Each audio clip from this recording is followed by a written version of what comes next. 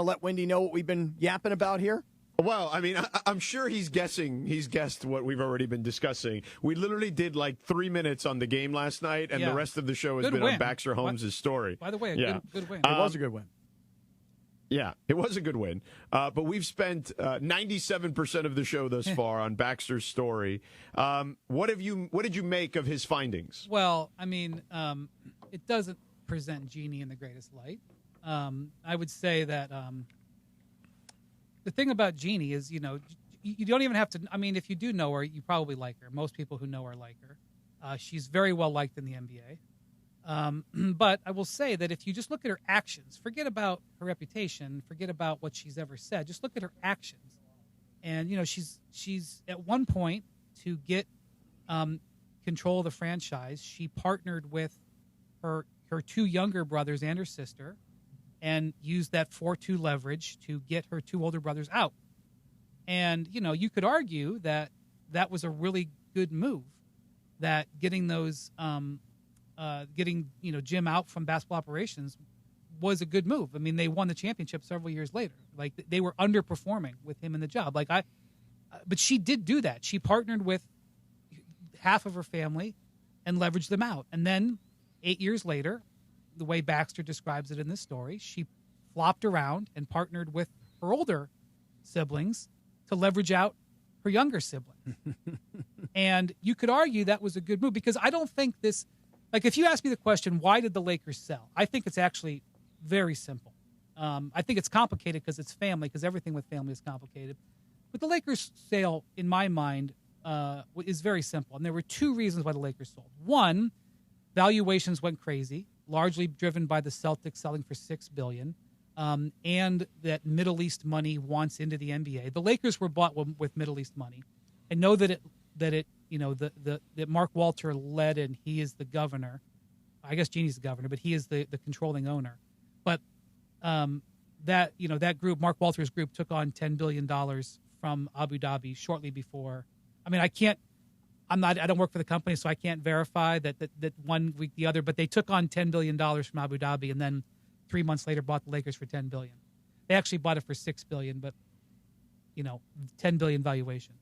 The influx of that Middle Eastern money and the Lakers just lifted all the valuations. So, maybe they knew that they could sell the team for $10 billion, but maybe they didn't think they could do that till 2035. But all of a sudden, the Lakers are now worth a lot of money. And the second reason they sold is because local television in America is collapsing, and the Lakers have been untouched by it, but they will be touched by it. So almost every pro sports team in America has had to take a pay cut from their local TV deal, basically with the exception of the Lakers. Last year, for example, the New York Knicks made $141 million. And the same company that owns the Knicks local TV deal and that owns the Knicks is the same company. Mm-hmm. And the company went into bankruptcy, and they had to cut the Knicks by about $40 million. The Knicks are getting $40 million less this year than they did last year. The Knicks, or the parent company, owns both. The Lakers got about $200 million last year, and they're going to get the $200 million this year, okay? And the real differentiation between a team like the Lakers and the Grizzlies is that local TV money. The Grizzlies make $11 million a year. The Lakers make $200 million. They compete for the same conference. And now, if Jeanie was here, she would say, well, we have to share that money. We share the money with the players. Yes, you share the money with the partners. Yes, it's not dollar for dollar. But that is the Buffalo Bills and the LA Rams get the same check, okay? Because it's all shared. What differentiates the Lakers financially is that local TV deal. And the local TV, the company is for sale, okay? And so they are under threat. And so in Baxter's story, he said that the Buss family each got between $3 and $5 million a year. Like, that was their salary. Mm-hmm. And they don't have maybe they have other investments where they get, but they don't have other jobs. Like, Jeanie's job is running the Lakers, and she gets a salary for being the president, but that's it. When a billionaire buys a team, if the team loses $50 million, fine, he's got his other businesses. It's the Lakers family business. So here we have the Knicks, who are comparable to the Lakers, taking a 33% pay cut. The Lakers were facing that. Maybe not tomorrow, maybe not next week, but very soon. So they were facing a situation where their local TV, which differentiates the Lakers from everybody else, was under threat, and the valuations exploded. Teams went from selling for, $2-3 billion to selling for $6 billion. They get $10 billion. That's why they sold.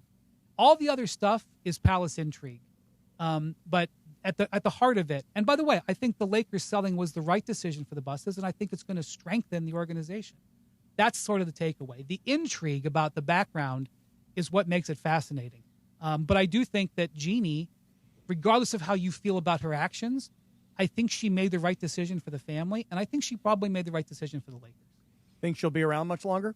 She's got a 5-year contract. Yeah, but you think she'll really live up to a 5-year contract? This happens all the time where big companies get sold and the CEO's job is to stay on for the next 5 years, and the CEO gets in there and he realizes that now he's not the boss anymore, or she's not the boss. They're now an employee and they don't like the way the new company is running their old company, and before you know it, they're gone. To me, even putting this out there, it's put out there. Everything is according to a source in the organization. So for me, she's the ultimate source, and the way I look at it is this is her swan song of letting everybody know, between my family issues, the LeBron problems that she reportedly now has, all of it, the money, as you just described it, I'm out. I'm taking my money, and I'm out. I don't think so, because she specifically designed this deal, and very clearly she put the deal together because Mark Walter was her partner. This is one thing that wasn't in the story, but obviously if you know the Lakers, you know that as soon as AEG, which owns the building we're in right now, as soon as AEG got the Lakers to sign a new lease on Staples crypto, Philip Anschutz, who owns it, he immediately sold his 27% of the Lakers to Mark Walter and his group. As soon as he made sure that his arena was going to be filled, because he was losing the Clippers and he owns the Kings, so he wasn't moving the Kings. As soon as he made sure that the Lakers were here, he sold. And so for the last couple of years, Jeanie has had partnership with Mark Walter, and she's gotten to learn and get to know him. She liked him, so of course she negotiated the deal. And she negotiated the deal so that she would remain the governor. And I don't think that she would have negotiated the deal in a way that didn't keep her in the governor when if she didn't intend to do it. The question is, who's making the big decisions? Is it going to be her on basketball decisions, or is it going to be Mark Walter? And that's yet to be, I think, determined. Yeah, I'm still of the opinion she's not long for it. That's just my opinion. You could be right. So I don't have specific insight. Mm-hmm. So, Brian, one of the things that starts getting relitigated in this story that Cappy pointed out was just the relationship with LeBron. Yeah. Right? And I think that, in the story it claims that she wasn't thrilled with the way he was painted as a savior, to which I said, he kind of was. They had missed the playoffs 7 times in that stretch before he arrived. Or check that, 6 straight years before he arrived. They did miss it the 1 year with Russell Westbrook. But the other part of it, too, was they talked about the Russell Westbrook situation and how LeBron kind of wiped his hands of it, even though they did it to appease him. And I feel like all of this is revisionist history, right? All of it is, whether it's the Westbrook stuff, nobody put a gun to anybody's head. They were all in on it. They all labeled this as a big 3. Everybody from the ownership to the front office to LeBron's team. And I also, again, going back to the original part of it, LeBron did save them. They were the worst franchise in the sport. Them and the Knicks, basically, were toggling back and forth for that. Just kind of how do you view the relationship with LeBron and the way all that has transpired and the way it was portrayed in the story? Well, I think LeBron intended to stay in Cleveland, and then the Kyrie Irving thing blew up, and that was in 2017. And LeBron decided before his last year that he was going to do one in Cleveland and done. And I could give you a whole chapter and verse about all that went down. Just trust me. And I think he, in 2017 looked around and saw the Lakers and saw a great opportunity. And whether he decided he wanted to do that in August of 2017 or whenever, he obviously very clearly, because he made the decision on July 1st. His previous 2 times, he dragged his thing out to July 7th, 8th. He knew what he was doing. And the Lakers made trades at the trade deadline to open up the cap space. The Lakers knew what he was doing. When LeBron went back to Cleveland, they didn't have the cap space. George, this is one thing people don't remember. They not only did they not have the cap space, they had Gordon Hayward in their building, and they were about to give Gordon Hayward an offer sheet. And all of a sudden, Rich Paul had to say, hello, LeBron's a free agent. Did you guys notice that? And they're like, oh, really? The Lakers, again, they didn't realize that, huh? I mean, I'm an enormous believer Yeah. of actions over words because people just lie or don't know or whatever. You can trace their actions. The Lakers made trades at the trade deadline in 2018 to make sure they had cap space for LeBron. So what does that tell you? Okay. And then again, let's look at the actions over the words. Why did LeBron get a no trade clause 2 years ago? Why did he do that? Did he do it just for fun? Just to have it? Why did he get it? That's an action.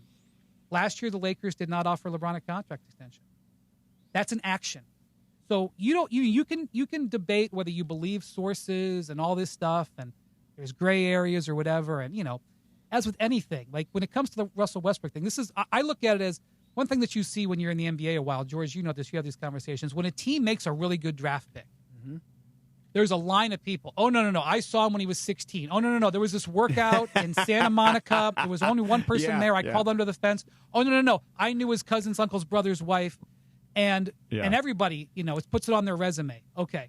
But when it's a bad draft pick, no, that was Jim's. No, that was Tony's. Tony pounded the table.